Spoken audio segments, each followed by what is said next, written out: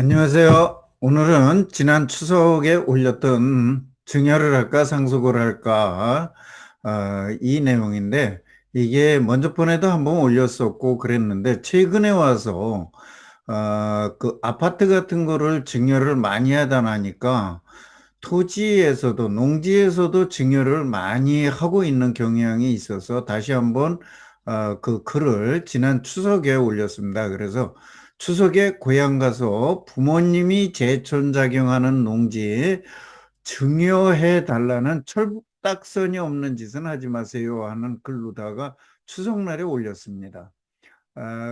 이 뭔 얘기냐면, 이 부모님이 제촌작용하는 농지를 제촌작용도 안 하는 사람이 증여를 받는 경우에 정말 바보 같은 짓을 하는 거거든요. 그래서 그런 일을 벌이지 않았으면 해서 그렇습니다.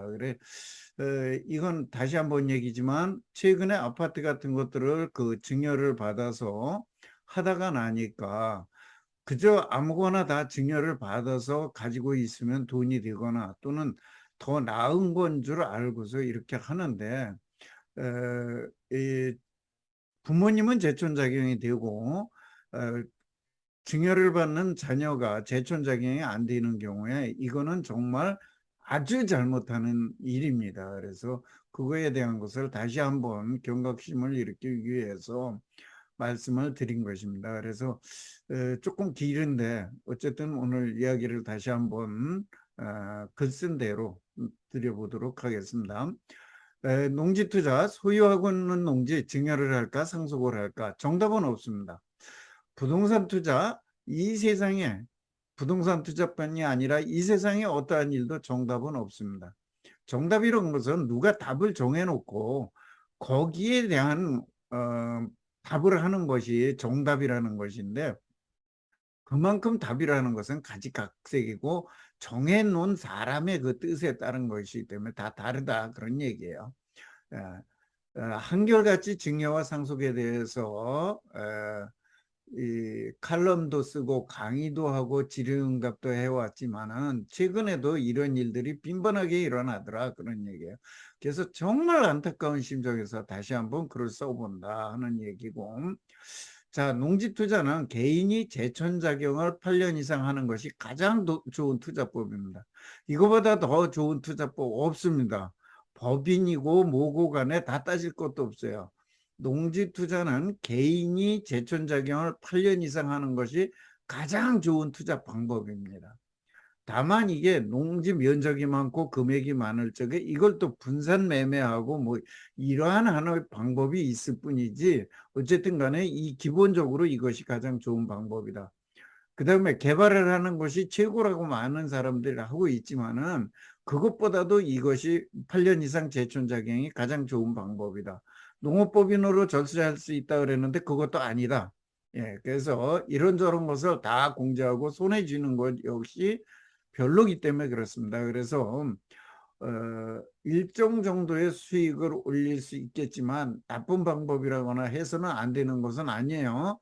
그렇지만 재천작용하는 것보다 못하다는 것뿐입니다.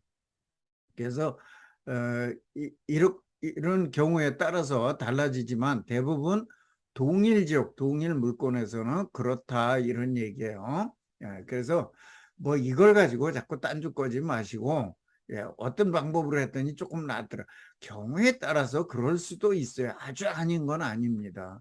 예, 개발을 했더니 조금 나을 수도 있고 농업법이나, 그러나 그냥 큰 틀에서 크게 여러 가지 모든 것을 놓고 볼 적에는 이것이 낫다, 그런 얘기예요. 그래서 그렇게 보시고, 농지 소유를 하고 농지 근처에 살면서 농사를 짓는 것을 농지법 세법에서 제촌작용이라고 하고, 제촌과 작용을 2년 이상 또는 보유기간 중 60% 이상을 하면 이를 사업용이라 하고 세금에서 일반세율을 적용해주고, 8년 이상 제촌작용 등 일정 조건을 충족하면 양도세, 증여세, 상속세 그리고 취득세 등을 감면해주는 제도가 있습니다.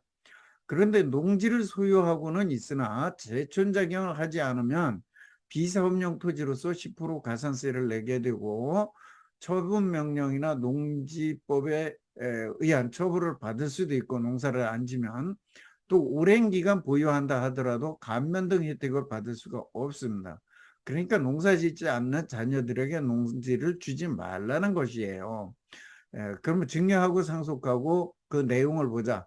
증여, 뭐 다들 잘 알고 있어요. 살아서 주는 것입니다. 증여는. 그리고 누구에게나 줄 수가 있습니다. 이때 수증자에 따라서 증여 공제액이 다를 뿐이고, 증여세는 증여세 과표액의 10 내지 50%로 동일합니다. 다만 배우자 증여는 증여공제액이 6억 원, 뭐 자녀 공제는 또 뭐 3천만 원, 2천만 원 이런 식으로 있습니다.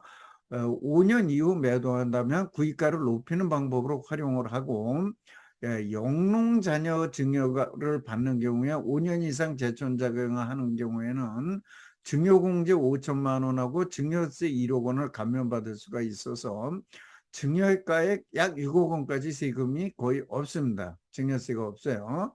그래서 증여받는 농지는 원칙적으로 작용을 해야 하기에, 작용을 하지 않으면 처분명령 등 농지법에 의거 처벌을 받을 수 있습니다. 물론 일기작을 하고 나서는 농지은행에 위탁을 할 수는 있으나, 또 소유하고 있으나 농지법의 처벌도 피할 수는 있으나 절세 효과를 누릴 수는 없다, 그런 얘기예요. 여기서 중요한 거죠. 8년 이상 재촌작용한 농지를 증여받은 경우에는 이를 입증하고 인정받으면 양도할 때 사업용 토지로 세율을 적용받을 수 있습니다.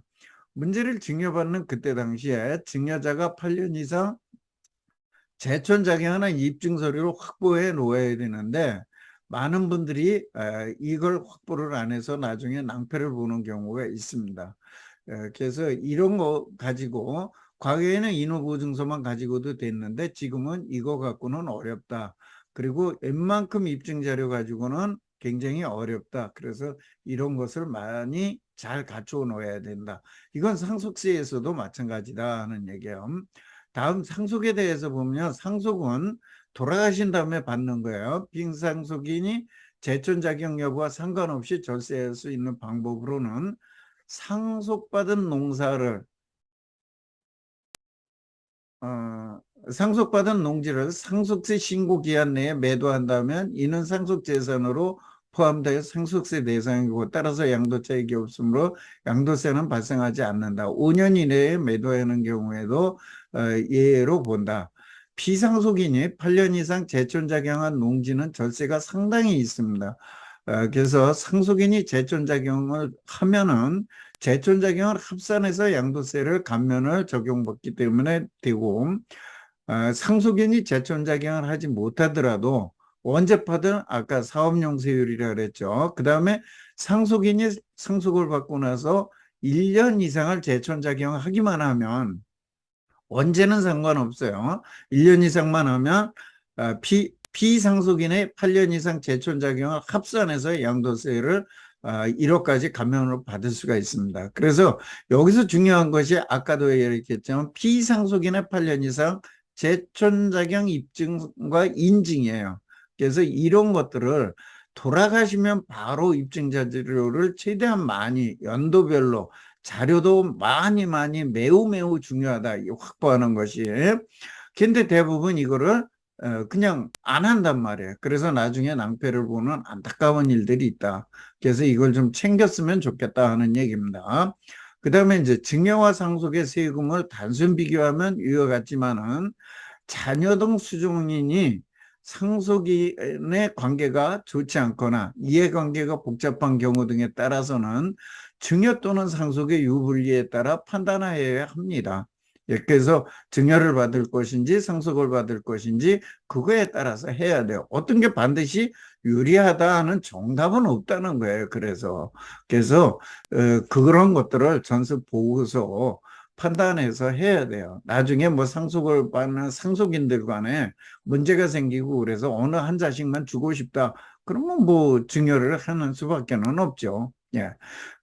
농지 투자, 소유하고 있는 농지 증여를 할까 상속을 할까 정답 없다. 자식들은 가장 잘 아는 내가 판단하는 거예요. 그래서 상여를 살아서 줄 것인지 죽어서 나누어 갖게 하든지 또는 법정 상속을 하든지 하도록 맡겨라, 그런 얘기야. 그래서 인간사, 사람 사는 데 있어서 정해진 정답은 없습니다. 각각의 사정에 따라서 유불리에 따라서 대처해야 한다고 봅니다. 절대로 전부 사전에 증여하지는 마십시오. 노후에 생활비뿐만 아니라 돈 먹는 하마인 병원비, 요양비, 간병비가 기다리고 있습니다.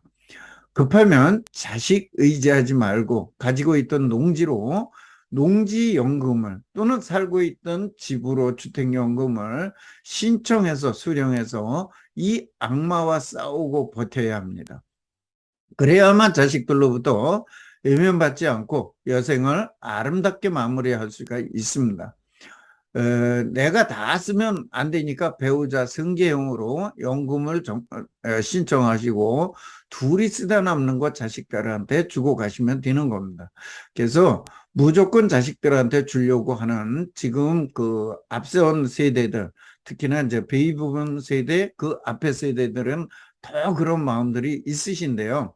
가급적이면 본인이 이런 노후도 좀 대비를 하시기 바랍니다. 그래서 나중에 자식들로부터 버림받고 또는 아주 뒤치다 뭐랄까 그 처치곤란인 상태에 처하는 그런 일이 없도록 하시기 바라고, 그거를 다 떠나서도 자녀들한테 사전에 증여를 농사짓지 않는 자녀한테 증여를 줘봐야 상속을 주는 것만 못하니까, 그래서 이왕이면은 상속으로다가 해서 주고, 또 내가 가지고 있다가 마지막에 병원비라든가 요양비라든가 간병비로 활용할 수 있다면 그렇게 활용하고, 그러고 남는 거 자녀한테 주고, 또 그렇지 않다 그러면 뭐 그냥 내가 저거에게 그냥 보존이 됐다 그러면 자녀들한테 그때 가서 상속을 해주면 자녀들이